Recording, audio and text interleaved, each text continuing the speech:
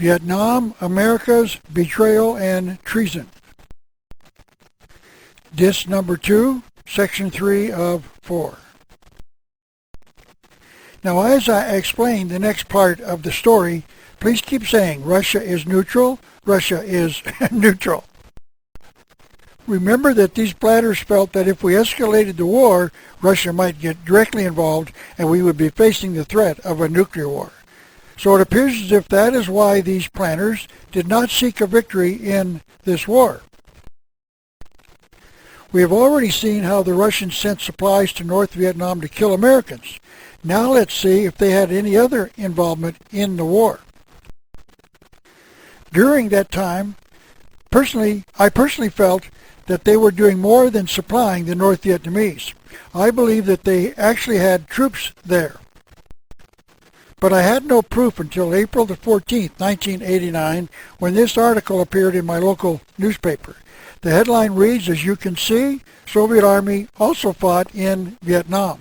And the article said, Soviet soldiers sent to the Vietnam War as anti-aircraft technicians took part in missile launching combat and shot down U.S. aircraft. The article quoted a Soviet colonel as saying that his regiment had fired 43 missiles and downed 23 airplanes. Remember, keep saying that if we got Russia mad, they would start firing missiles at us.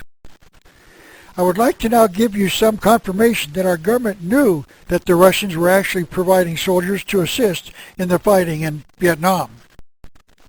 This is Colonel Laird Gutterson, who was an Air Force pilot in Vietnam and who was shot down by a missile and was a prisoner of war for many years before he was released at the end of the war. He came to one of my speeches on Vietnam and came up to talk to me after the lecture. He said he knew that the Russians were on the ground firing missiles at him and other Air Force pilots. I asked him how he knew, and he replied that they were told which missile sites had Russian soldiers at them during their briefings by Air Force intelligence before they flew their missions. He told me that they were told not to fire at those missile sites, even if they fired missiles at them. I asked him what he did with that information, and he said that he just flew by obeying the instructions of the Air Force officers briefing them. You see, we did not want to get the Russians mad at us because if we did, they might send soldiers into Vietnam with missiles they could fire at us. And I responded that he had more courage than I had. If I was an Air Force pilot under these circumstances, I would have walked into my commanding officer's office and told him that I was quitting. I was going home. I was not going to fight in a war where someone was stacking all of the odds against me. I admitted that I would probably have been court-martialed for disobeying an order, but then I would come back to America and tell the American people the truth about how the war was being waged. But Colonel Gutterson and probably hundreds of other pilots or colonels did not do this. And the war went on. And if all of the pilots had stopped and gone home, the war would have ended. Because without Air Force pilots, there would be no air war in Vietnam. And without soldiers who also stopped and went home, there would have been no ground war in Vietnam. Remember the bumper sticker, suppose they gave a war and no one showed up. But no one stopped and went home, and 58,000 Americans died.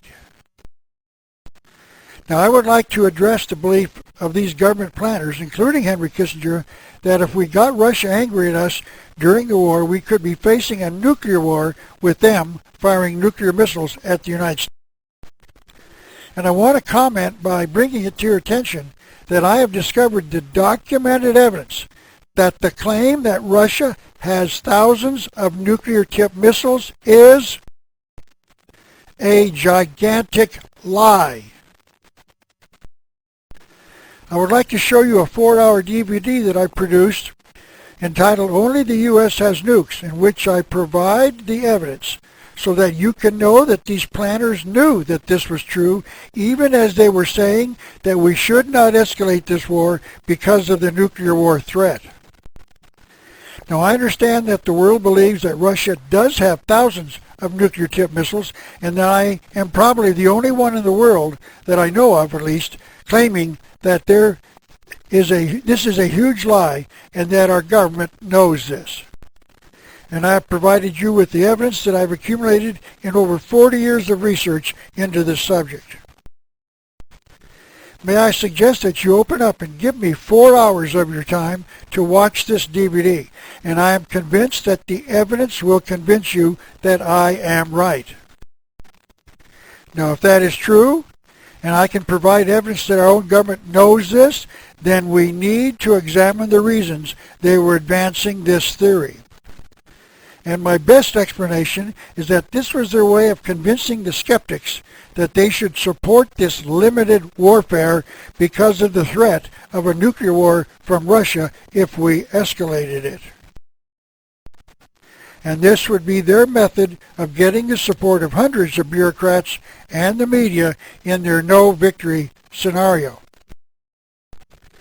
And that would explain why they continued this war for 10 years, when they had the way to win it. It is the only thing that makes sense, because it is the only way they could drag this war out for a decade to get the soldiers and others so frustrated they would revert to other means to escape it. So may I repeat myself and encourage you to visit my website shown at the end of this DVD and locate the DVD entitled Only the U.S. Has Nukes, and then be open. It will make enormous sense to you and will finally explain how they tricked us into continuing a no-win war for 10 years. Now I'd like to return to the narrative. I would like to remind you that I asked you to become members of a jury at the beginning of this presentation, and I would like you to be as impartial as you can be, because there are some things we need to discuss that are not pleasant, but that we need to examine. Because it is quite likely that even when you hear it, you will probably hold that I cannot be right. This simply could not have happened. In other words, it is quite likely that you will not believe it. So it will be my challenge to document the case as well as I can, and hope that you will accept what your eyes will tell you.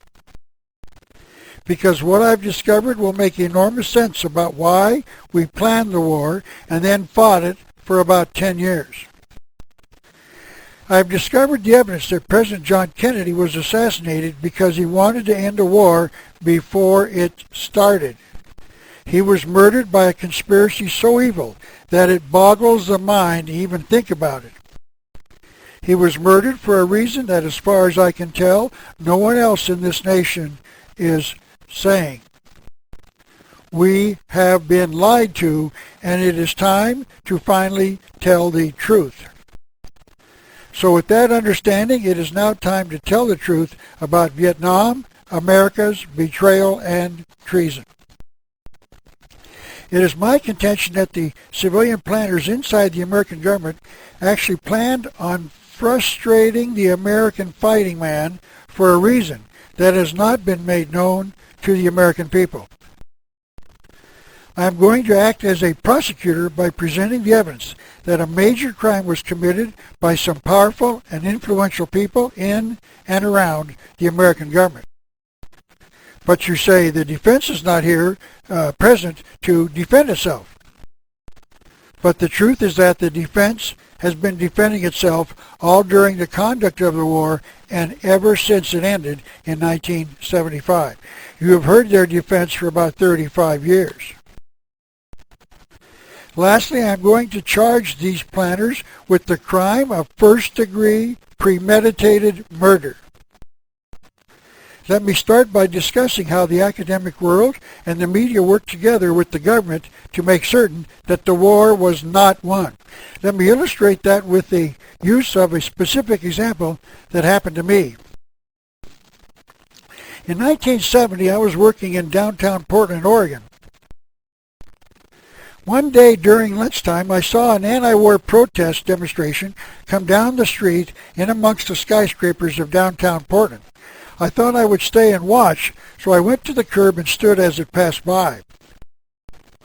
The first thing I saw was a man on the roof of a large van with a battery-powered hand microphone. He was leading the marchers in a chant that went like this: 1, 2, 3, 4. We don't want your war. Now, I've chosen not to say that word because the word that they were using in that chant, because I do not use it in my vocabulary. And then I thought that was a very curious thing to say if they wanted me and the other observers to support their cause. You would think they would use words that would appeal to the people standing and watching. Then as the marchers came by, I noticed that one of them was carrying the American flag. I was taught as a boy to stand when I saw the American flag in a parade. I love that flag and the republic for which it stands. It is to me a symbol of the freedoms that we as free people have in America, including the right to protest a governmental action such as this war. And then, right in front of me and many others, they burned the flag. This was really a strange thing to do if they wanted me and the others to support their goal. Yet they did so, and did so in hundreds of protest marches all over America during the war. And then I saw someone in the march proudly carrying the flag of the North Vietnamese, as illustrated in this photograph in the yellow rectangle to the right.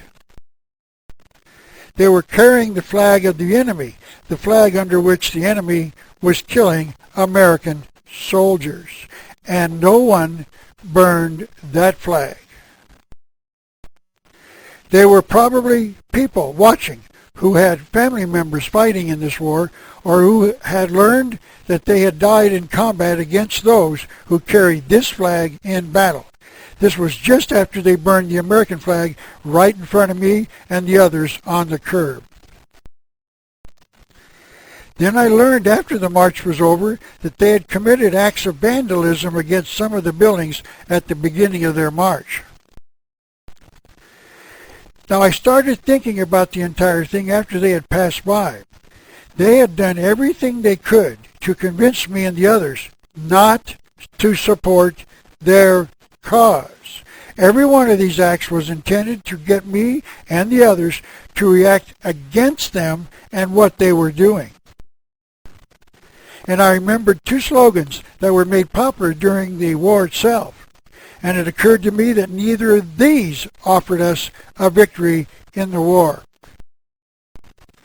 The first of these was "Your country, right or wrong." It dawned on me that this was teaching America that you should support your government even when they were wrong by not committing this nation to a victory in Vietnam. We were to continue to support their no win, no victory position. There was no way we could protest and demand a victory and still love our country. Those of us who wanted a victory did not love our country. The second phrase was "love it or leave it." This meant that if you did not support your government in their no-win strategy, you should leave the country. Once again, you could not love your country if you demanded a victory from the planners. These slogans and the anti-war protesters were offering us only two options: support your country when it was wrong, or don't support your country by burning a flag, using profanity, doing acts of vandalism, and carrying the Viet Cong flag. Notice that victory was not an option. It was either one or two. The media did its bit in helping the no-victory forces as well. Every time two or more anti-war protesters got together to protest the war, the media was there. But when hundreds of thousands of people marched on Washington demanding a victory, the media was busy covering a bake sale at a local charity. But the most important thing to notice during the entirety of the war was that the government was actually creating the anti-war protest movement. Let me discuss this by using this illustration. There is one thing I know about paychecks. The name on the middle line is the employee, and the name on the bottom line is the boss. I kept getting paychecks during the course of the war. My name was on the middle line, and my boss's name was on the bottom line. And please notice that I got paid what I was worth. And as long as I did what the boss wanted, I kept getting paychecks. The name on the bottom line wanted me to make widgets, and as long as I made widgets, I kept getting paychecks. If I stopped making widgets or went to the front of my building with some of my fellow employees carrying signs like these, "I hate the boss is a pig, and don't buy the boss's product," none of us would get paycheck. During the Vietnamese War, the government universities were getting paychecks in the form of aid to the government schools. The university's name was on the middle line, and the boss's name was on the bottom line.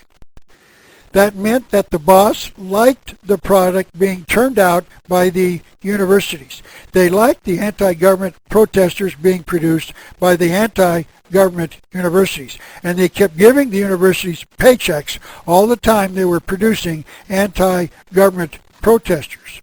That product was students who hated the government. We've all heard the old adage, you get what you paid for. If you don't like the product being turned out by the universities, then don't pay them to turn out the product. As I said, if I didn't make the product my boss wanted, I got fired. But the universities never got fired. That must have meant they were doing what the government wanted. And what they were doing was to convince the American people to support the war with only two options: support the war with no hope of victory, or hate the government.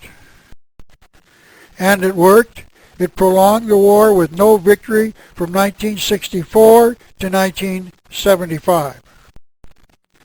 And that was because victory was not the goal of our government. This protest march that I had observed was northbound on Broadway, one of the main streets of downtown Portland. And one day I found a map of Portland, and I discovered one more clue that I was right. The march had originated on the campus of Portland State University at the end of the southern end of Broadway. And then they marched up Broadway right in front of the building I worked in. Portland State, I would presume, was getting federal aid to its school, and it was turning out the product that the government wanted: anti-war, anti-government protesters. Remember, you get what you paid for. Let me ask you this. What sort of reaction would the soldiers in Vietnam have when they see a daily picture in the media of this that they are told is the typical American response to the war in Vietnam? I think it would lead them to frustration, thinking that if the American people did not support the war, why did the government send them there? I think there would be two words to describe their reaction: disillusion and frustration. And I am saying that this was by actual design of this conspiracy. And all of this happened during the entirety of the war, because there was another goal of the war itself. So the only conclusion you can draw from all of this evidence is that the United States government committed this nation to a war that they did not want to win, but wanted to prolong. And it succeeded in the deaths of millions of people. The next question to be answered is this one. Why did America fight the war in Vietnam? The real reason we fought the war in Vietnam is drugs. Drugs. The purpose of the war in Vietnam was to create a drug culture in America. And the reason the planners selected Vietnam for this war was because drugs were plentiful in that area of the world. The planners knew that American soldiers would make a good living compared to the Vietnamese, and they could buy the low-cost drugs. And the American fighting men would turn to drugs as a way of dealing with their frustration of not being able to win a war that did not make sense. Why did the planners want to create a drug culture in the United States? Simply because Communist China needed American dollars to buy American war-making technology. And how are they going to pay for their purchases? By selling the only product they had that was available in large quantities. But America was not a market for this product before the war in Vietnam. So in one sentence, the conspirators needed to create a market so we could buy the drugs for Americans and pay for them with American dollars so that Communist China could buy war-making technology from America. Let me start by showing you that America started selling technology to Communist China around the presidency of Ronald Reagan. On June the 12th, 1981, President Ronald Reagan signed a presidential document called Presidential Determination Number 84-11. This is a copy of it.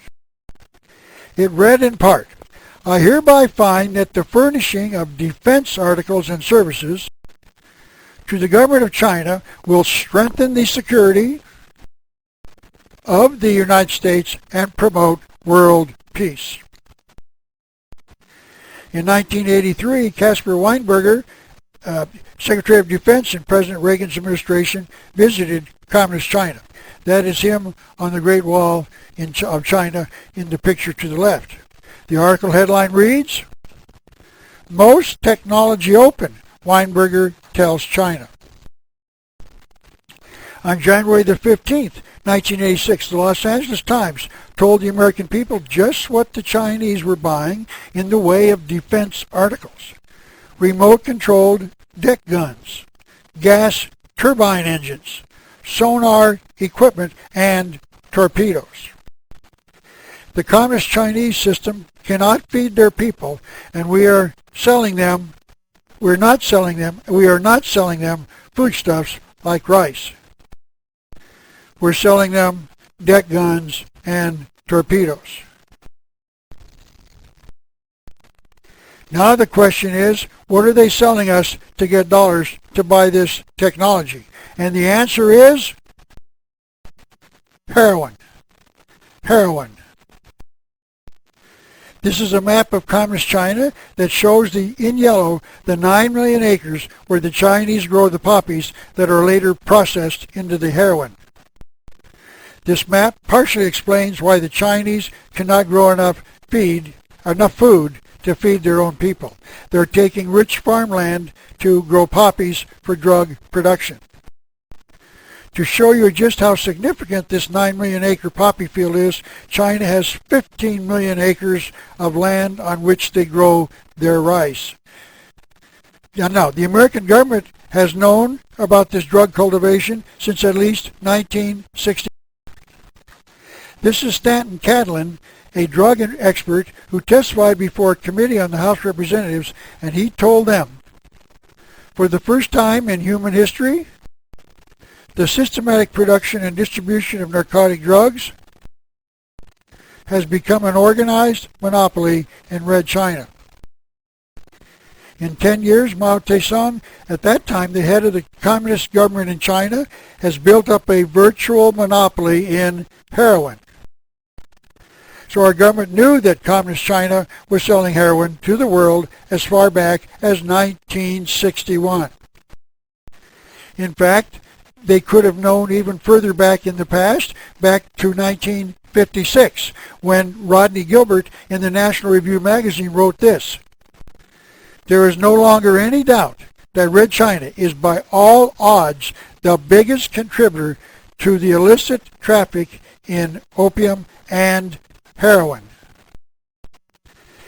Mr. Harry Anslinger, the head of the United States Bureau of Narcotics, said this in 1961: "The Chinese Communist regime is directly responsible for the supply of at least 65% of the illicit narcotics trade. There is very definite proof that heroin smuggled in from Communist China is responsible for the rise of narcotic addiction in the United States." This is a picture of President Richard Nixon toasting before they eat a dinner with Zhou Enlai, the Chinese foreign minister. This man, along with Mao Zedong, murdered as many as 80 million Chinese in the bloody Chinese Communist Revolution between 1923 and 1949. That was greater than 1 in 10 Chinese. Yet here is America's president about to eat dinner with one of the 2 greatest mass murderers of all time. Zhou Enlai confirmed that Communist China was in the drug trade in 1965 during the war in Vietnam. This is what he said: "The more troops the U.S. sends to Vietnam, the happier we shall be. Some of the American soldiers are trying opium, and we are helping them. We are planting the best kinds of opium, especially for Americans." Notice that he said that their drugs were being grown, especially for the American soldiers in Vietnam. This is a picture of the opium produced in Communist China that appeared in the U.S. News and World Report of July the 5th, 1993. That's here, but here in this picture, rather, the authorities are destroying the drugs. Notice that in this close-up, you will see that the block of opium is stamped with the number 999 on it. But for students of the Bible, when you flip the picture over, it says the number is 666, the number of the beast in the book of Revelation. Isn't that an interesting coincidence? Now, I want to break the train of thought for just a moment and show you a quote that shows just how greedy and immoral those who dealt in this opium and heroin business were. This is Colonel Bo Gritz, a retired American Green Beret officer in Vietnam. He wrote a book entitled Call to Serve, and on page 375, he told his readers this horrendous story. "It blew my mind to learn that a group of morticians were concealing their shipments of drugs to the United States in the body cavities of dead American soldiers during the Vietnamese War." I have to admit that that story did not startle me because I knew that this conspiracy was that evil, but it showed me just how merciless these drug dealers were. I agree with Colonel Gritz when he said in his book that this is an unthinkable thought. But this is what we are talking about in our study of the war in Vietnam. Now let me explain how this drug trade works. The United States sends the money to Communist China, and China sends the drugs to the United States. The United States sends the technology to Communist China, and the Chinese communists send the American dollars back to the United States to pay for their purchase.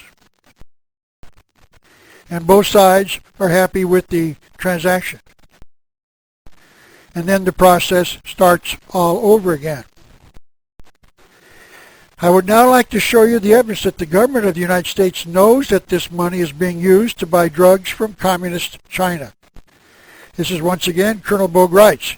By the way, just notice that he has a chest full of medals because he was a heavily decorated Vietnam veteran.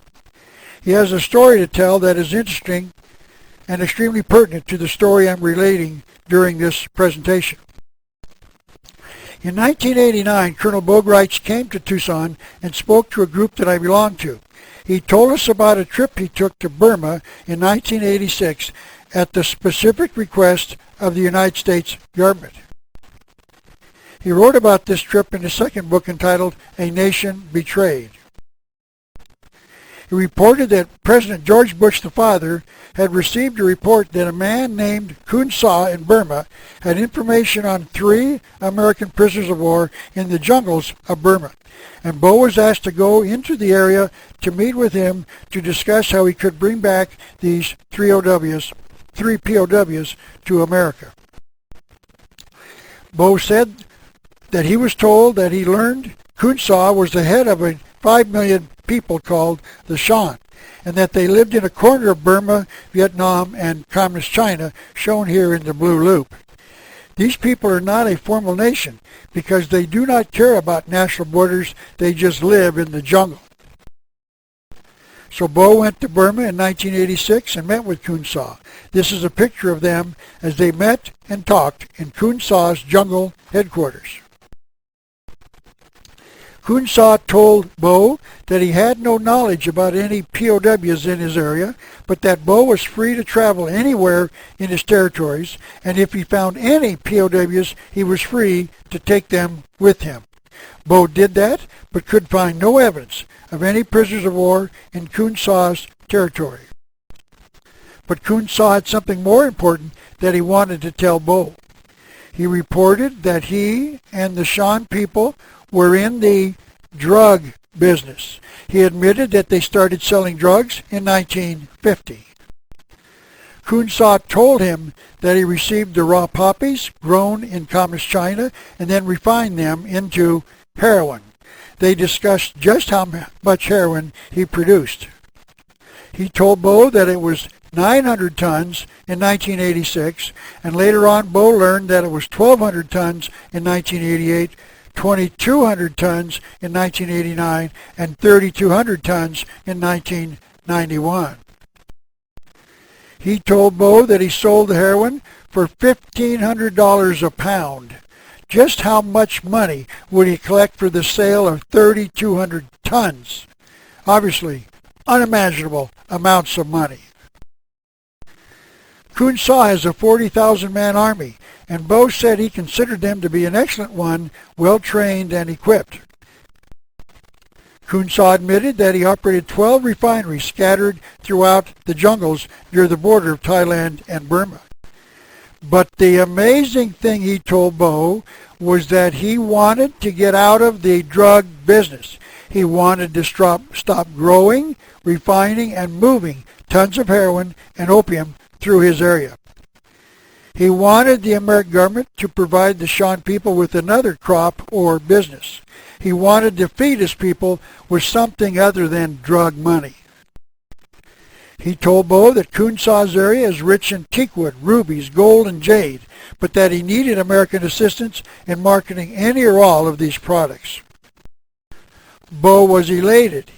He wrote, "I was certain our government would be excited about Kun Sa's offer." But he said, "I couldn't have been more wrong."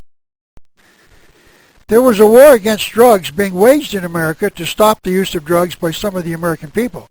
And here was an offer to stop most of the opium and heroin from going into America. Kun Sa told Colonel Greitz that he would be willing to name 3 buyers of the drugs to assist the United States in knowing that he was sincere in his offer. The first individual he named was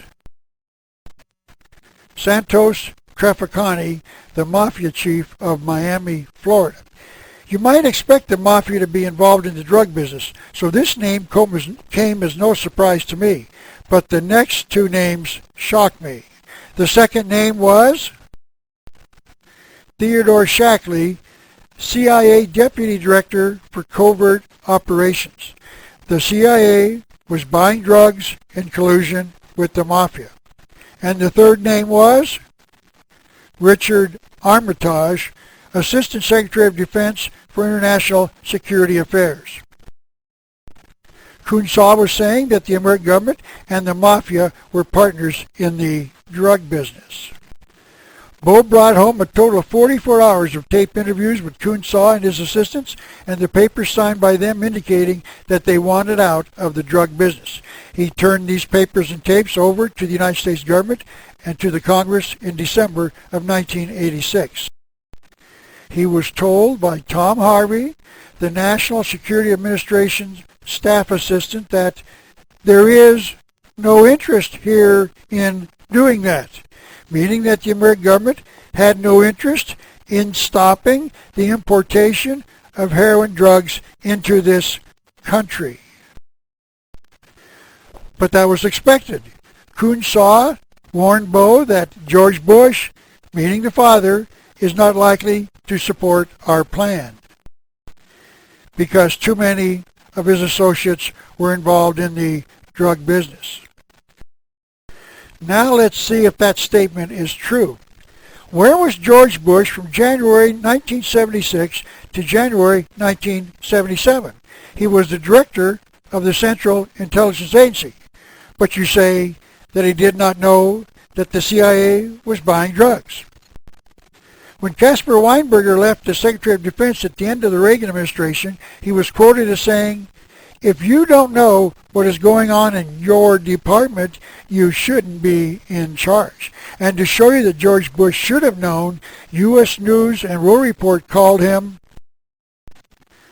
one of the best directors the CIA ever had. That means he must have known. Good directors know what their departments are doing, and George Bush was one of the best. In fact, George Bush has had a long association with the CIA. According to this article, J. Edgar Hoover, the head of the FBI, said that George Bush worked for the CIA since 1963. Now, where was George Bush before he's director of the CIA? From October of 1974 to January of 1976, a total of 16 months, he was America's envoy to China, meaning he was the #1 representative of our government in that nation.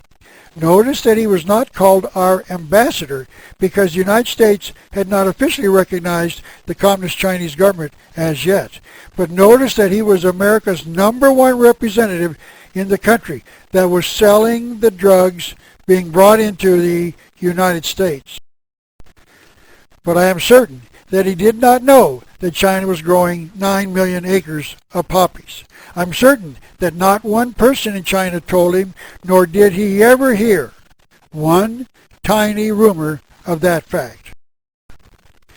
I would now like to show you 2 pictures of George Bush and his wife Barbara taken while they were in China. This picture was taken in Tiananmen Square, where years later thousands of Chinese students would protest the lack of personal freedom in China, and some would be crushed by the Communist Chinese army. Notice 2 things. First, they were riding bicycles because there are few private automobiles in China. This appears to be an attempt to show the Chinese people that the new envoy and his wife were simple country people. But more importantly, notice the strategic placing of the photograph of Mao Tse-tung between the 2 of them. That picture is nearly centered as if they wanted the portrait in their picture. Mao was one of the 2 greatest mass murderers in the history of the world, and the Bushes just happened to get his picture centered in their photograph. Now, I am certain that you are saying that this is just a coincidence, and I'm making too much out of a picture of Mao being centered between the 2 Bushes, because you're saying it's just a coincidence. They just stopped to have their picture taken in a famous square in China, and it just so happened to be taken with Mao in the middle of it. Then how do you explain this picture taken just a few minutes later from another position, probably 100 feet or more away? Notice that the picture of Mao is still between the 2 bushes. Yes, I know, both pictures were taken, and it just so happened that Mao's picture was in the center. But it is possible that they were doing this to show that they truly admired this man as being a great figure in Chinese history, the murderer of 80 million Chinese. Please write to me with your opinion as to why the Bushes had two pictures taken of them with this butcher in their picture. I'd love to hear your views. But it is possible that they did it for exactly this reason. When Mao died in September of 1976, President Gerald Ford said, Mao was a great figure in modern Chinese history. The president, for some reason, failed to mention that Mao was indeed the great murderer of 80 million Chinese. Former President Richard Nixon described Mao as a unique man in a generation of great revolutionary leaders.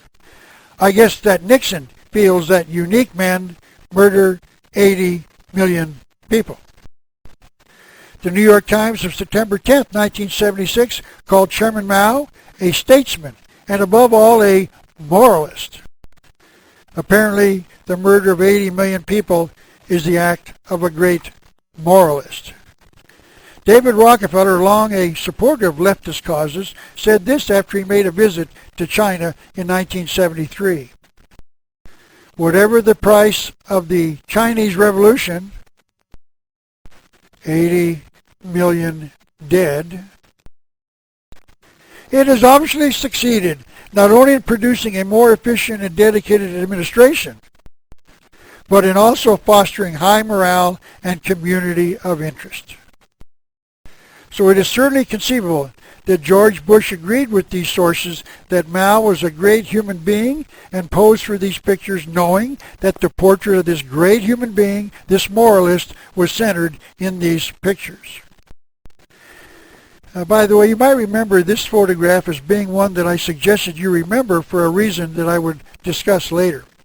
Is it possible that Bill Clinton was using this photograph as a way of saying that he respected Ho Chi Minh, who's shown in that portrait or that statue behind him, like these men respected Mao Tse-tung? It could quite possibly put a whole different light on Clinton's picture, maybe. However, to be fair to the New York Times, they quoted a young Chinese on the island of Taiwan off the Chinese coast when he said this: Mao was a monster, not a human being. And that he, this young man, mourned for all the lives he took, all the suffering he caused the Chinese people. I will let you decide which of these comments said it best. I would like to return to the story of Colonel Bogreitz and his discovery of the Chinese drug connection. When he returned to the United States after his second trip to Burma to meet with Kun Sa, he was arrested by the United States government for a misuse of a passport. Bo was found innocent after a jury trial. William Maddox, the U.S. attorney who prosecuted Bo, was interviewed by the local press on April the 21st, 1989, after the trial. Bo had copied this interview on his video that he sells, and you can watch him say this yourself. You watch the video. Mr. Maddox says, George Bush called me and told me to get Bo Greitz. A few days after Mr. Maddox gave this public interview, he was fired by the U.S. government. I don't mean to laugh, Mr. Maddox, I'm sorry. Was this prosecution or persecution? Does this sound like justice or vengeance? It has to be vengeance against both Colonel Greitz and Mr. Maddox, because both of these men knew that the American government was buying drugs from the communist government in China, and that this American war on drugs is a farce. On March the 16th, 1990, the United States government indicted Kun Sa. They called him the leading drug trafficker in Southeast Asia, but the government admitted that they could not arrest him because of his 40,000-man army. So it appears that they could not get Kun Sa to stop his drug trafficking activities. However, the government did go after another major drug dealer in the world, Manuel Noriega of the nation of Panama. It has been estimated that at the time he was arrested, 75% of all the world's cocaine came from Colombia and went through the nation of Panama. He was charged on February the 5th, 1988 with drug smuggling, amongst other charges, and found guilty on 8 of those 10 counts. But Noriega made the claim that he had worked for the CIA of the United States. The headline reads, CIA wanted drugs, guns to flow, Noriega says. This August 23, 1991, Pittsburgh Press newspaper reported that Noriega says he had good reason for allowing drugs and guns to slip through Panama. The last seven CIA directors, including George Bush, the father, asked him to help with the drugs. In August of 1988, President Ronald Reagan ordered the State Department, the Defense Department, and the Central Intelligence Agency not to cooperate with the congressional investigation of possible illegal activities of General Manuel Noriega of Panama. The article reported that the investigation could touch on politically sensitive matters, such as when George Bush the father learned that Noriega might be involved in drug trafficking.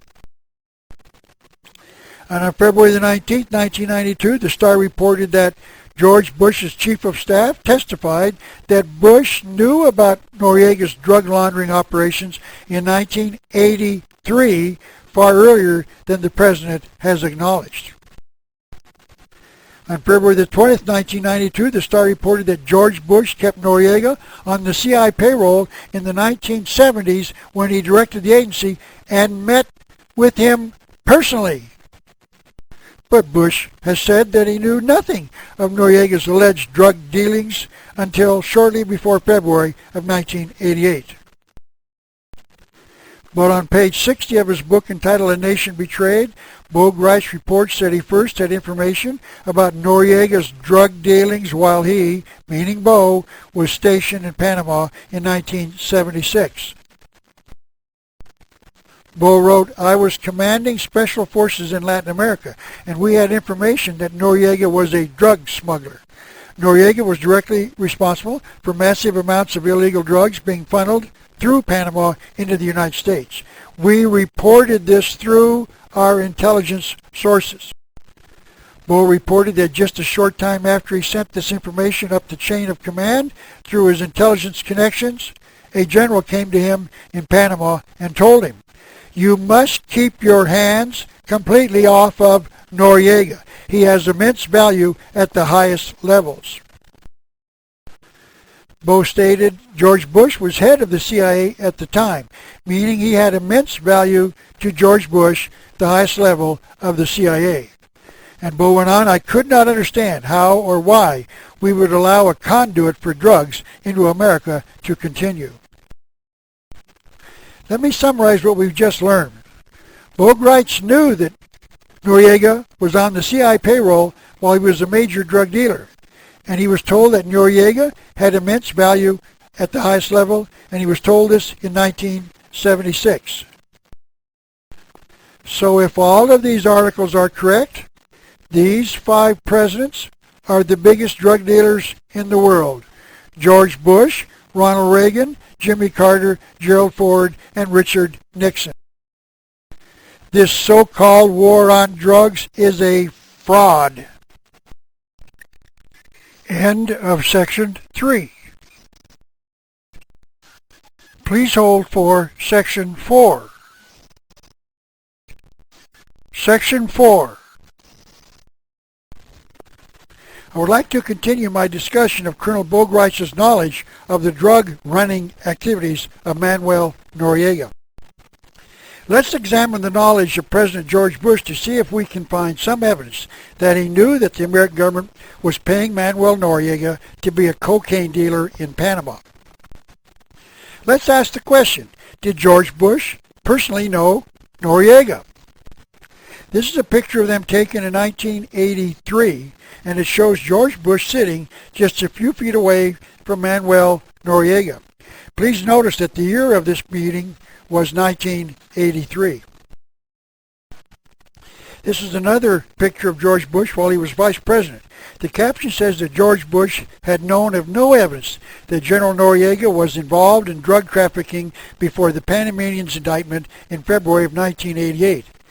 Quote, however, administration sources, officials say Bush was informed 3 years ago of the general's drug ties. So apparently George Bush wants us to believe that he and Noriega met to talk about their mutual love of hamburgers.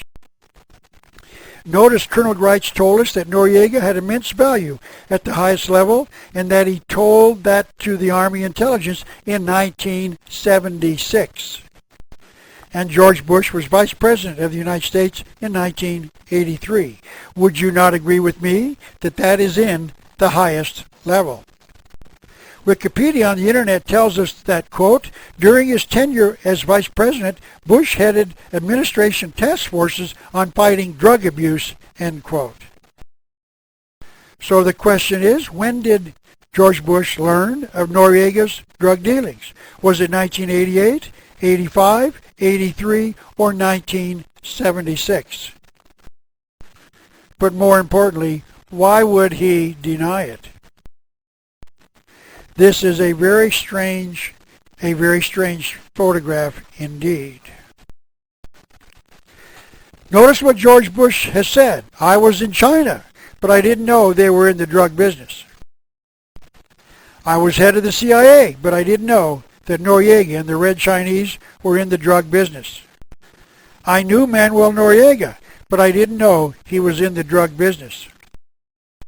I was head of President Reagan's drug eradication program while I was vice president, but I didn't know Communist China and Panama were in the drug business. Yet this man became the president of the United States. All of the evidence presented so far says that the United States government is the biggest drug dealer in the world. And George Bush doesn't know that. I would now like to return to this nation's war on drugs and how it affects our present and also our future. This drug war in the United States is very selective. Our government arrests one drug dealer but not another. It makes deals with one drug dealer but not another. On July the 18th, 1989, the USA Today newspaper reported that drug czar William Bennett proposed that the American government link foreign aid to Colombia, a major source of the cocaine that comes into the United States, to new drug eradication programs, including incentives to introduce peasant farmers to new crops. Notice Colombia drug dealers were to get drug eradication programs, but the growers of the poppies that become heroin produced by the Sean government of Kunsa do not. The drug growers of Colombia who produce cocaine did not want out of the drug business, but our drug eradication program forced them out. And we can then give them a crop substitution program. Kunsa says that the Sean people who produce heroin want out of the drug business voluntarily, and we cannot provide them with a drug or crop substitution program. This is a very strange war on drugs. And we must ask the question, why? And here is the answer. The government of the United States was shutting down the cocaine drug trade through Colombia and Panama and increasing the drug trade in heroin. Why? To make heroin the drug of choice in America. The government's war on drugs was replacing cocaine with the preferred drug, heroin. And I started saying this back in the mid-1980s. And that poses a second question. Why was heroin the drug of choice? And the answer is to keep the dollars flowing into communist China. Finally, on June the 19th, 1991, the Tucson Citizen newspaper reported heroin making comeback. Low prices, large supply, spur sales. So drug users were using heroin instead of cocaine. And I repeat, the end result is more dollars to communist China.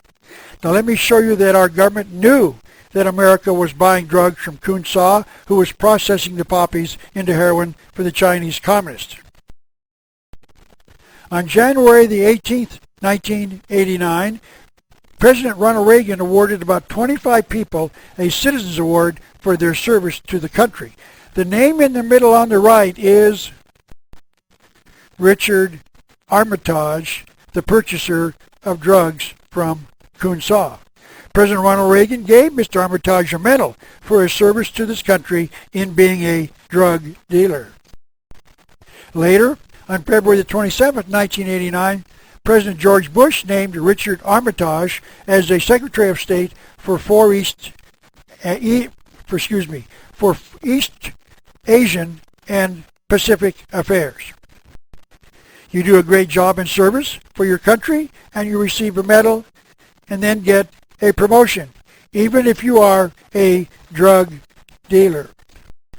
I would next like to tell you another story, but I must admit that I have no way of checking it out. I have no intelligence gathering network to confirm this story, but I did meet with this individual and talk to him and ask the pertinent questions. And I am convinced that what he told me is true for the simple reason it fits all of the material I've been able to check out. So I will just report the story as he relayed it to me, and I will not name this individual to protect his privacy. In 1989, when Bogarts came to Tucson to speak to the club I was a member of, a young man in his combat fatigue from his days in the American Air Force came and stood beside me at the back of the room. After Bo had concluded his remarks, this young man said rather loudly, "Bo, I can confirm what you've been telling these people today about America being in the drug business in Southeast Asia." He went on, "I worked at the U Tapao airfield in Thailand between 1966 and 1974. First as an employee of a CIA front corporation and then as a member of the Air Force. For 8 years I loaded the heroin off of the mules that came from Kun Sa and loaded it onto Air America airplanes for shipment to the United States." Now this is Ralph here. I never heard of the Air America Airlines in 1989, but later in 1991 I took this photograph of 2 of their airplanes in Tucson waiting apparently for some reconditioning work here in Tucson. Notice that the words on the side do not say American Airlines, they say Air America. Here is some additional evidence that he might be telling the truth. This is a movie entitled Air America that was produced in August of 1990 starring Mel Gibson. The headline reads in its entirety, "Air America crashes in with a nasty emptiness," meaning the reviewer didn't like the movie. The review of the movie said this: "They," meaning Air America, "transport heroin to finance the CIA's operations." So I asked this young man if he would mind telling me the rest of his story, and he agreed, so we met privately later that afternoon. He told me that in about 1970, he and his fellow Americans working there were told that an American congressman had landed in one of Air America's airplanes, and they went over to see who it was. The congressman was in the co-pilot seat and was George Herbert Walker Bush, a future president of the United States. It is known that Congressman Bush was a pilot during World War II. The young man's recollection of the date of this visit in 1970 could be correct, because the Wikipedia encyclopedia on the internet says that George Bush was a congressman from January the 3rd of 1967 to January the 3rd of 1971. He said that he and some other Americans working at the airfield had lunch with the congressman. I asked him if he believed that Congressman Bush knew that they were loading heroin into an Air America airplane just beside the one he landed at, and his answer was, "There is no question in my mind that he knew." In fact, we loaded his airplane before he took off to fly back to America. So now we know that President George Bush knew all about America being directly involved in the drug business, since at least he was a congressman back in 1970. Let me now bring you one more story that seems to confirm all of what these people are saying about our involvement in Vietnam. In 1990, I gave a version of this speech in Long Beach, California. After I concluded my remarks, a man in the audience stood up and said he could confirm some of the details mentioned in my lecture. He said that one of his best friends, a major in the United States Army, came back from Vietnam and told him that part of his job during the war was to take American money to Burma and to give it to the drug sellers. Once again, you will have to decide for yourself about the truth of all of these stories as a jury member. This is another newspaper article that adds more evidence to that which I've already accumulated in all of my research. It is a story that appeared in the September 4th, 1991 Green Valley News and Sun newspaper in Green Valley, Arizona, a city south of Tucson. It described the speech that retired Lieutenant Colonel Bernard Robinson gave, in which he described the activities during a part of the Vietnam War. He was the military advisor to the Lao fighting forces fighting in the Vietnamese War. The headline reads, "Robinson shares his insights on secret war in Laos." It quoted the colonel as saying, "The chief of staff of the Lao Army was authorized by the U.S. to conduct a drug trade during his time there."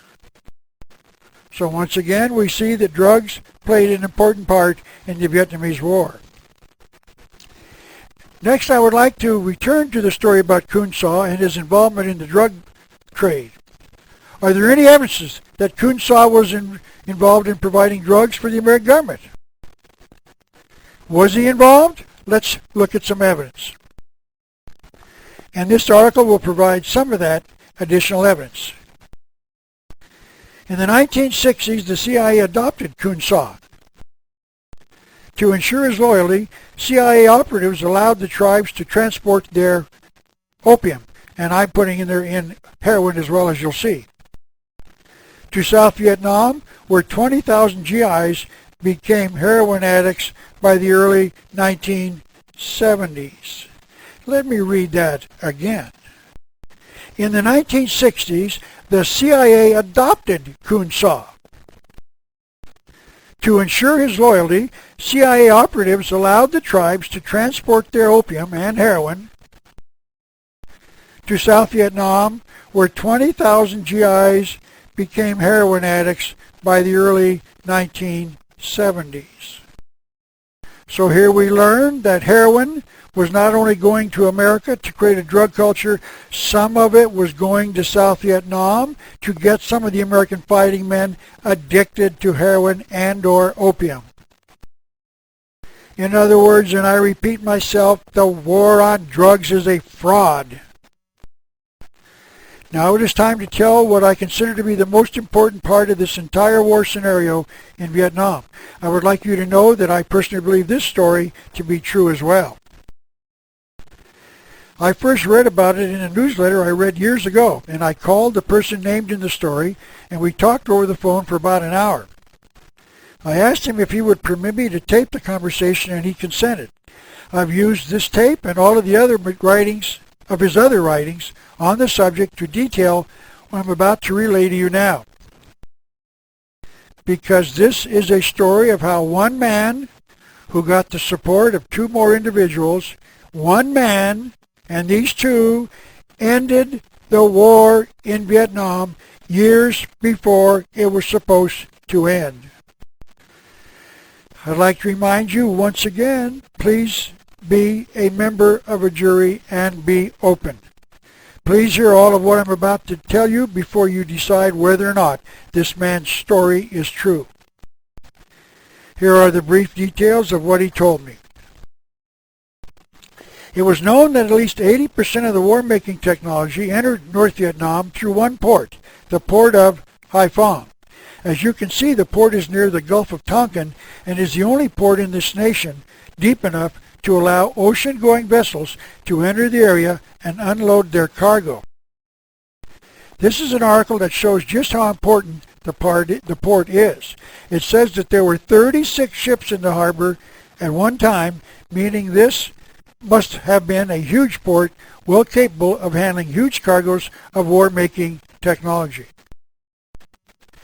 This is the small map of North Vietnam, again showing the city of Haiphong in the lower right.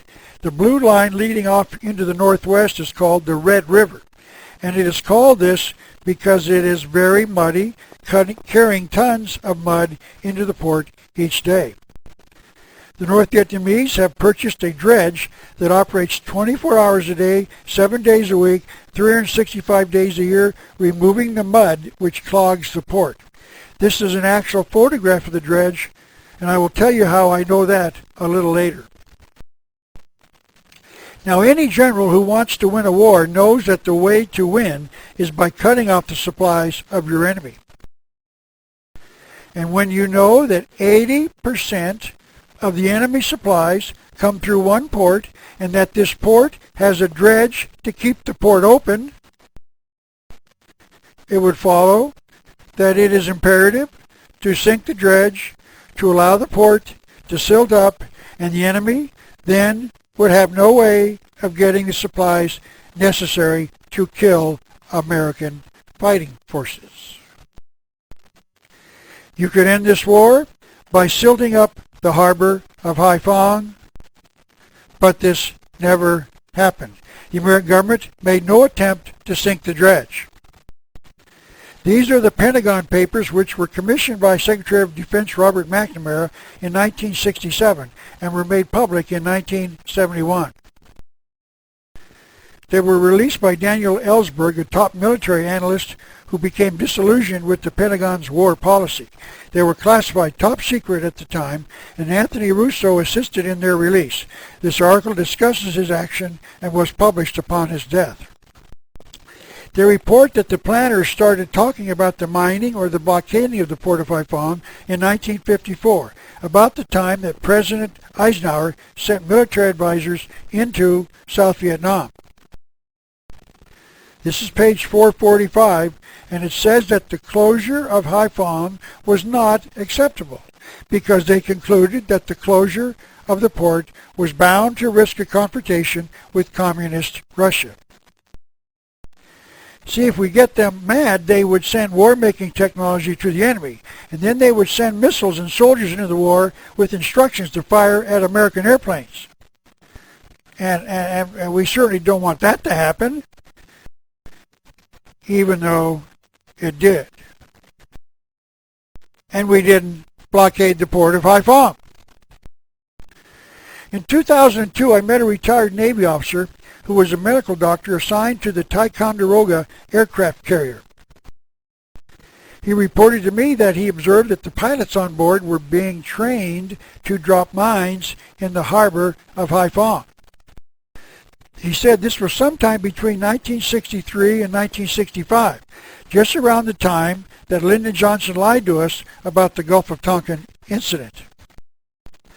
But there were some who decided to close the port, and then the war would come to a hasty conclusion. In March of 1968, Science and Mechanics magazine interviewed 9 top retired military officers in all 3 branches of the military. And they unanimously concluded the war can be won in 6 weeks. They concluded that there were 4 things to do to win the war. Number 1, officially declare war on North Vietnam. This would commit the entire resources of the United States to a victory. The United States never declared war against North Vietnam. Number 2, destroy all targets of consequence. As we've already seen, this was certainly not being done during the war. Number 3, warn Communist China and Communist Russia to halt all shipments of war supplies to North Vietnam, and as we've already seen, this also was never done. And number 4, close the port of Haiphong, And this wasn't done either. These retired military officers knew that the way to win any war was to cut off the supplies of the enemy. And in the case of the Vietnam War, that port was Haiphong. Apparently only retired military officers are able to figure that out. Civilian policy planners cannot be expected to think of these very, very complex solutions on their own. And notice this, if you closed the port of Haiphong, you wouldn't have to do the other three things. The war would be over. So the solution to a war is simply, you win a war by winning it. You do those things that will give your troops a victory at the lowest possible cost in human life. And the way to do this in the Vietnam War was to sink one dredge. But some military officers on active duty did figure it out. Admiral U.S. Grant Sharp, the commander of the Pacific Fleet, said, "We should have closed the harbor of Haiphong." This was a great mistake, of course, and immeasurably increased the casualties that our side suffered. The failure to close the port killed American fighting forces. These are harsh words, but they are extremely accurate. In 1968, General Wheeler, a member of the Joint Chiefs of Staff, submitted a bombing policy paper. Senator Barry Goldwater reported on what that paper said. General Wheeler would favor action to close the port of Haiphong. Then Goldwater told us why President Johnson did not carry out General Wheeler's recommendation. The general had received word that closing the port was not an option or an action Johnson was going to consider. And this becomes the question. Why did Johnson not close the port? And the answer is, as I've been saying during this presentation, because victory was not an option in the war. We were not in this war to win it. In a book about Air Force General Curtis LeMay, entitled Iron Eagle, the author tells us what General LeMay would have done to win the war. He would have mined the harbor of Haiphong. Now the next question must be this one. Why didn't these top military officers not do this while they were on active duty during the war? They had the power. The armed forces know that when admirals and generals speak, others obey. But most people do not know that generals and admirals take orders as well. Article 2, Section 2 says, the President shall be Commander-in-Chief of the Armed Forces. That means that the President issues orders to admirals and generals, and they know that they had best obey them. Presidents and not generals or admirals are the ones who decide to sink dredges. And who were the commanders-in-chief during the war? There were two, Lyndon Johnson and Richard Nixon. Finally, on May the 8th, 1972, President Nixon took steps to end the war. He went on nationwide television and told the American people, there is only one way to stop the killing, and that is to keep the weapons out of North Vietnam. And how did Nixon propose to keep the weapons out of North Vietnam? He announced plans to drop mines into the port of Haiphong. But notice there is an even bigger question to ask. Why did it take him nearly 4 years to take this action? Why in 1972? And not in 1971, 1970, or 1969 when he was inaugurated as president? And notice this, President Nixon did not seem too concerned that this action would provoke a nuclear confrontation with Communist Russia. And if he should have been, nothing happened. The Soviet Union did not increase their involvement in the war because he closed down the port, and they didn't threaten us with a nuclear war. Remember that this was the reason that the government planners had issued the rules of engagement and had not closed the port before 1972. So Nixon then warned the nations with ships in the port that they had 4 days to get their ships out of the port before he dropped the mines. Which nations did he notify? Why, of course, the two nations of Communist Russia and then Communist China, because they had ships in the harbor. For instance, here's a photograph of a Russian ship unloading materials, in this case trucks, in the Haiphong harbor, for example. And then he notified all of the other communist nations who were aiding Communist North Vietnam in the war by carrying war-making goods into North Vietnam. This war was very simple.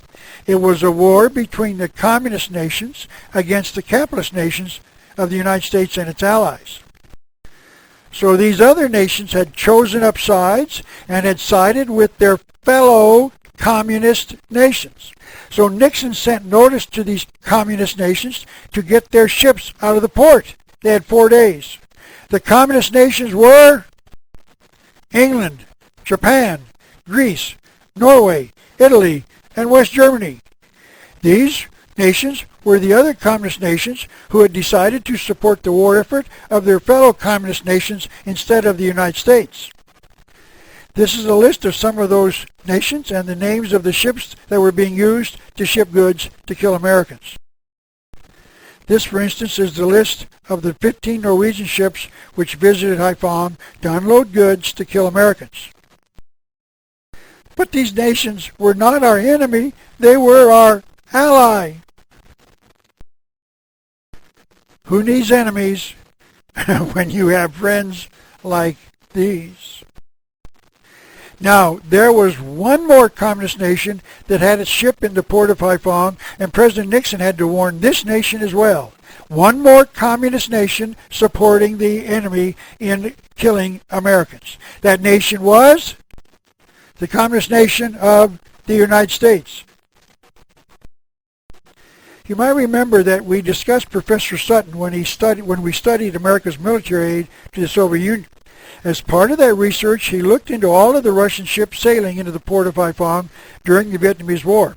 He identified over 100 of their ships, including 5 Liberty ships that had been lent to Communist Russia during World War II that had ended about 19 years before.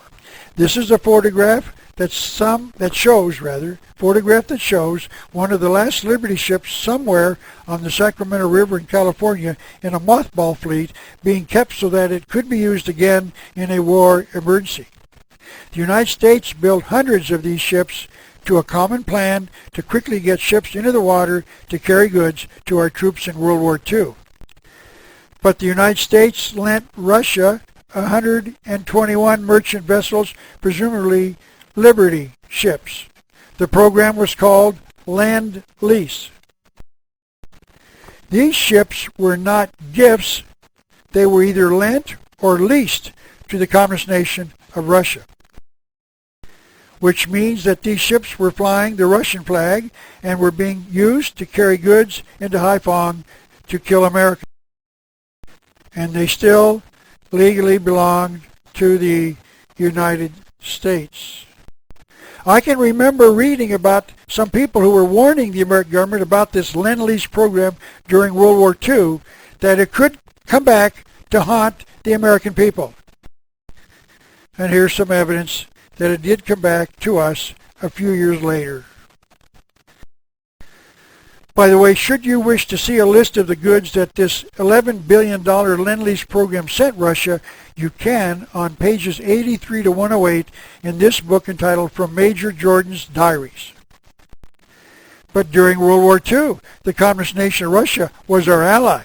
How could we have known that it would turn against us in the Vietnamese War? And the answer is simple. They are a communist nation, and communist nations are out to destroy the capitalist system. So they were doing what they were expected to do, and that was kill American soldiers.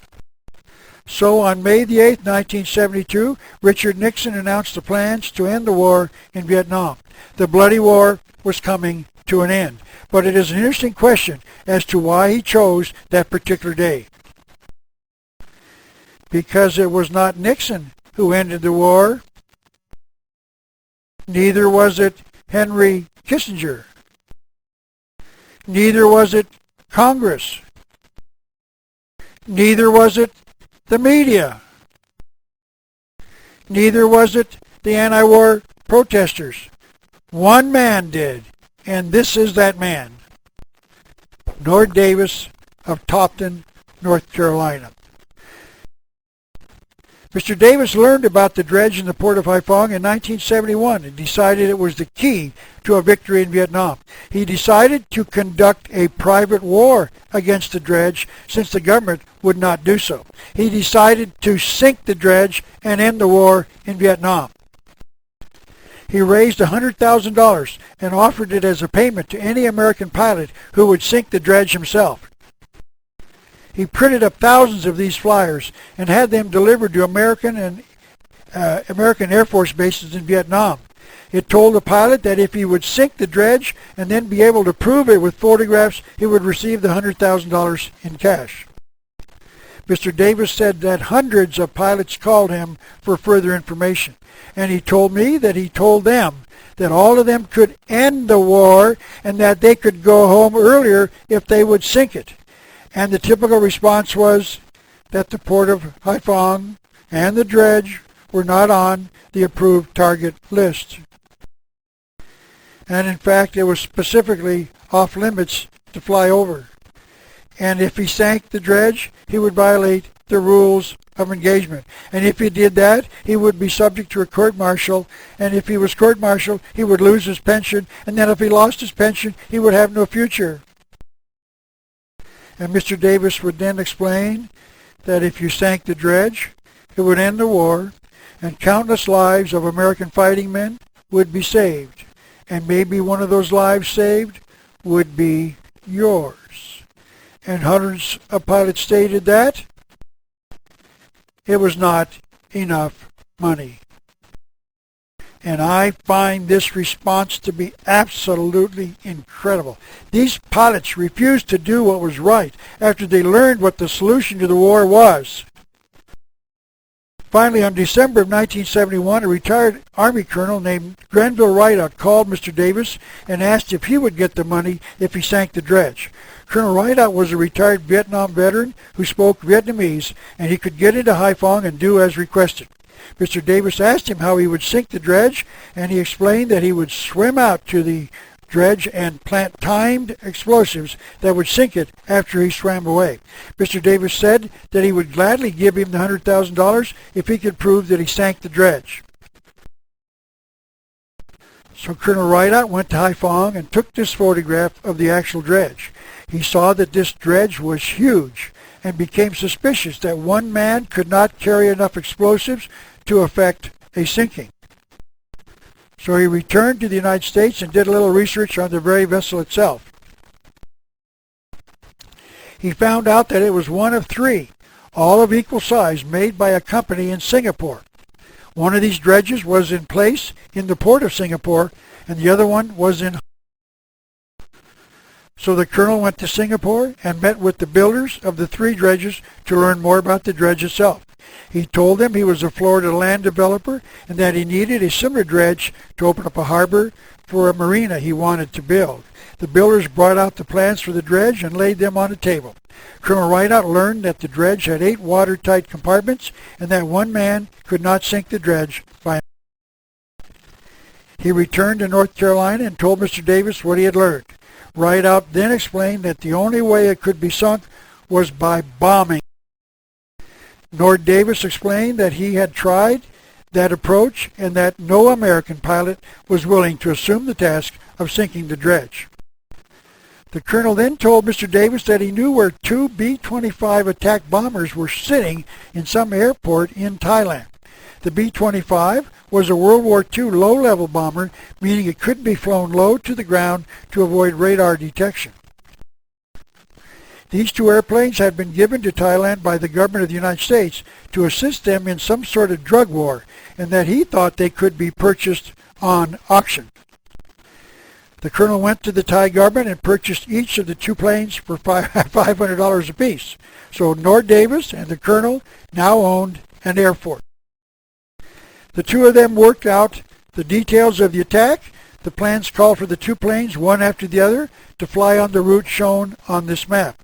The planes would leave Thailand on the left, fly due east across Laos into the Gulf of Tonkin, and then fly north and then northwest into the port. Each bomber would make one pass and hope that one or both could sink the dredge. They knew that they couldn't keep their planes staying around and keep flying around, making repeated bombing runs until they sank it.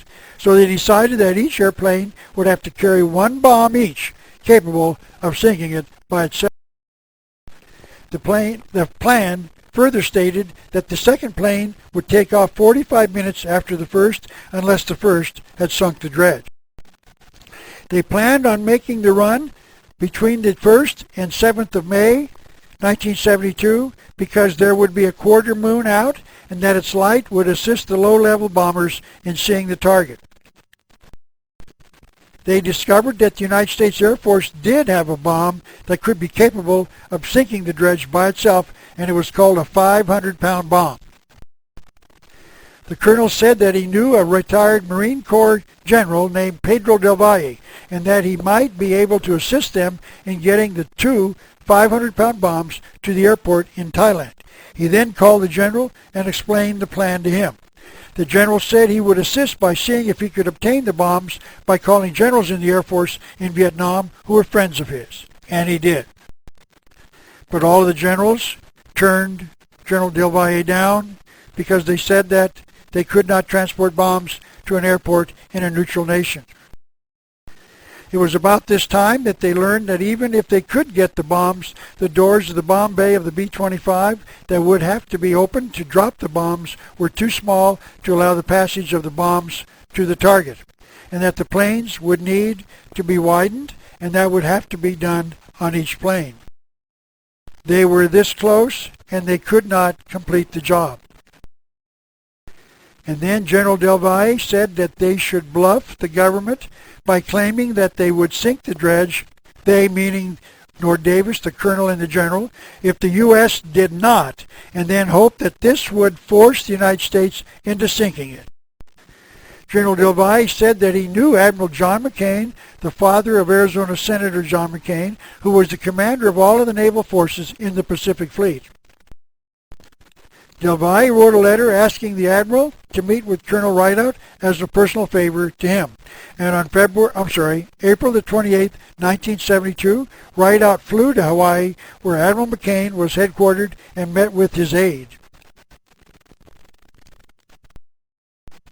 Mr. Davis told me that the admiral did not meet directly with the colonel, so that he could deny, presumably, that he had ever talked to the colonel if this story had become public. Colonel Rideout told the aide that if they knew about the dredge in the port of Haiphong, and that if the United States Air Force did not sink it by May the 7th, 1972, they had the ability to do it themselves. And if they sunk the dredge, they would go public with the information that the U.S. government would not sink it, and that it took 3 American citizens to do the job, and that would not look good to the Air Force or the Navy, or good to the American people. Colonel Rideout returned to the United States and met with Mr. Davis and General Del Valle. Nord told him that he had friends in the Pentagon, and that Admiral McCain called Secretary of State Henry Kissinger and relayed what he had been told. He then explained that he, meaning Nord Davis, he was told that Mr. Kissinger had obtained the colonel's Army records and discovered that the colonel was highly recommended as an officer who did what he said he would do. So Kissinger apparently believed that there must be truth to his claim that he and the others would sink the dredge if the United States government did not do so. And he must have told President Nixon. And as I said, On May the 8th, 1972, President Nixon announced plans to drop mines into the harbor of Haiphong to effectively end that war. He went on national television and told the American people he was doing this to end the killing of the war. Nord sent me a newsletter entitled The Reaper, printed by an Air Force pilot stationed at Colorado Springs, Colorado, who told him that on May the 8th, 1972, when President Nixon announced the plans on dropping the mines into the port of Haiphong, the pilot said that the Air Force went to DEFCON 3, an increase in force readiness above normal. That response reportedly included a 24-hour alert on the Air Force to watch for any planes flying into the area of Haiphong. They were further ordered to shoot down any unauthorized plane in that vicinity. Notice that May the 8th in Haiphong may very well be May the 7th in Washington, D.C. So if all of this is true, they were meeting the deadline of Nord Davis, Colonel Rideout, and General Del Valle. So it was this one man, with the assistance of two retired military officers, ended the war. And that man was Nord Davis from Topton, North Carolina. And America owns this very courageous and innovative American patriot an enormous debt of gratitude. Because he ended a war that probably was planned by the American government to go on for many years after this event. He had saved the lives of countless people in the area. So the bloody war was coming to an end, and on January the 23rd, 1973, the armistice was signed. Let me put all of this together with this article that appeared in the November 14, 1990 Willits, California newspaper. The Vietnam War was one big lie, declared George Dorner, who spent 32 months in Vietnam. Dorner said that the shots that were supposed to be fired at American ships in the Gulf of Tonkin never happened. Dorner added, they got us in with a lie. They kept us there with lies. They lied to us when we got out. Mr. Dorner has figured it out. Mr. Dorner is right. I have been providing evidence that to the American people since at least 1992 that certain members of the American government intentionally and knowingly murdered 58,000 American fighting men and women in Vietnam and countless others from Laos, Vietnam, and Cambodia. And that is what I call premeditated murder. One of the few who dared question the motives of those who planned and then carried out the war was General Robert Scott, who was quoted as saying, "Nowhere in all of history can a parallel be found where a nation has subsidized its own mortal enemies. It cannot be all accidental." And may I add that it wasn't all accidental. This was a deliberate policy of those who did not want to win a war that they had planned back around the end of World War II. A war that they had planned to create a drug culture in America so that dollars could be sent to Communist China to buy American war-making technology. Now, what is the solution? The Constitution of the United States reads in Article 3, Section 3, treason against the United States shall consist only in levying war against them, or, please notice, or in adhering to their enemies, giving them aid and comfort. Notice that there are two ways to commit an act of treason: levying war against the United States, or in giving aid and comfort to our enemies. Therefore, treason can mean giving aid and comfort to the enemy in Vietnam.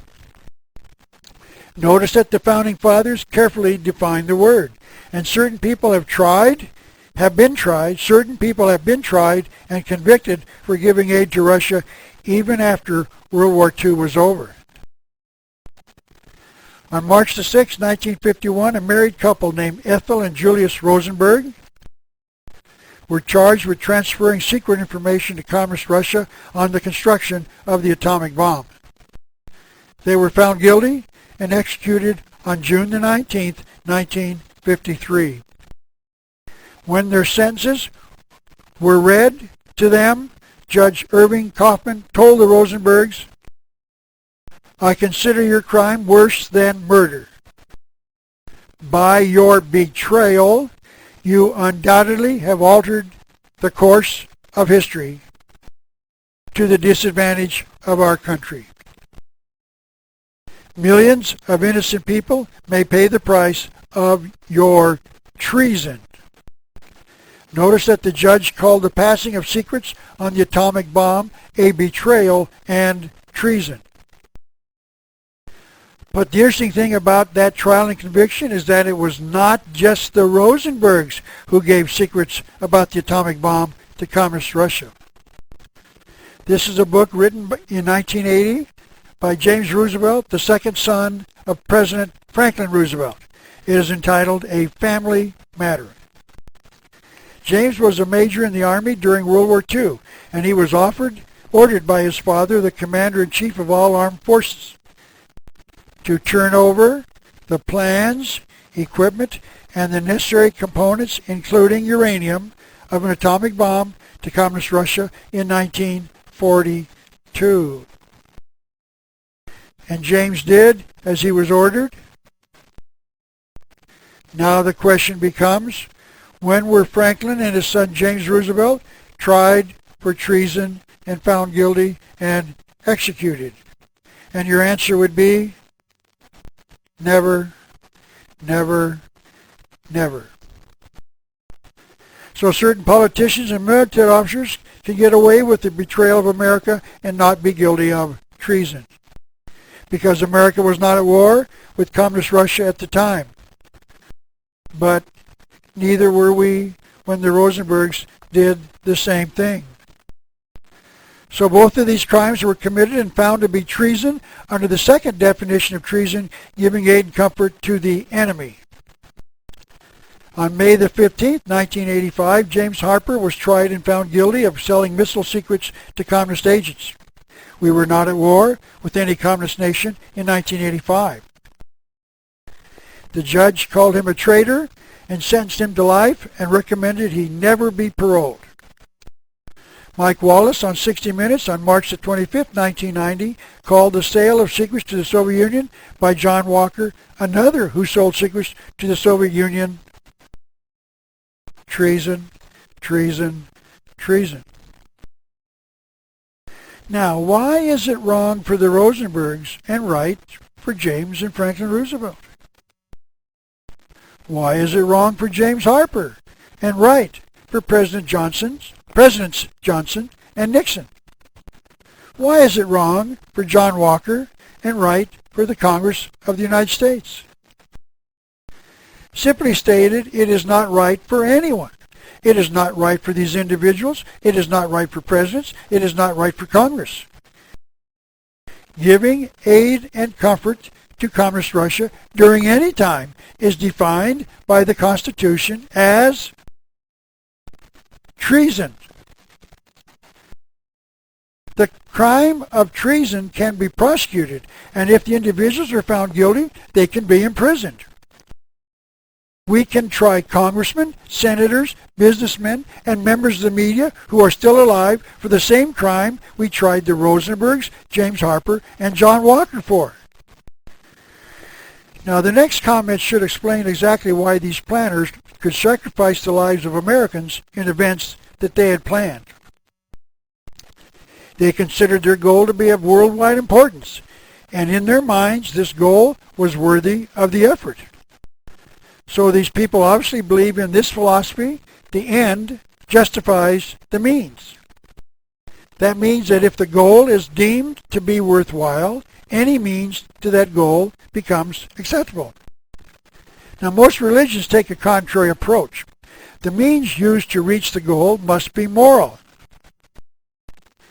Nikolai Lenin, the communist leader of the Russian Revolution in 1917, stated it this way: "We do not believe in eternal morality, such as thou shalt not murder. That is moral. That serves the destruction of the old society." It is obvious that these planners believed the same thing.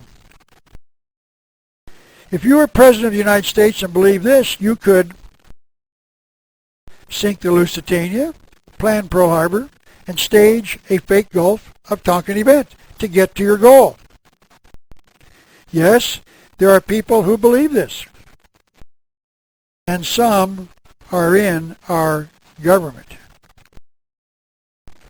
Now, just before I close the discussion, I would like to make one additional point. We have examined the evidence that at least 3 times in America's past we have been the subject of attacks on our citizens and military forces. We have examined the evidence that our government planned each of these attacks in advance, and the purpose was to provoke us into a willingness to enter into a state of war against other nations. These 3 attacks were, of course, the Lusitania, Pearl Harbor, and the Gulf of Tonkin. I provided you with the evidence that our government had actively planned each of these attacks.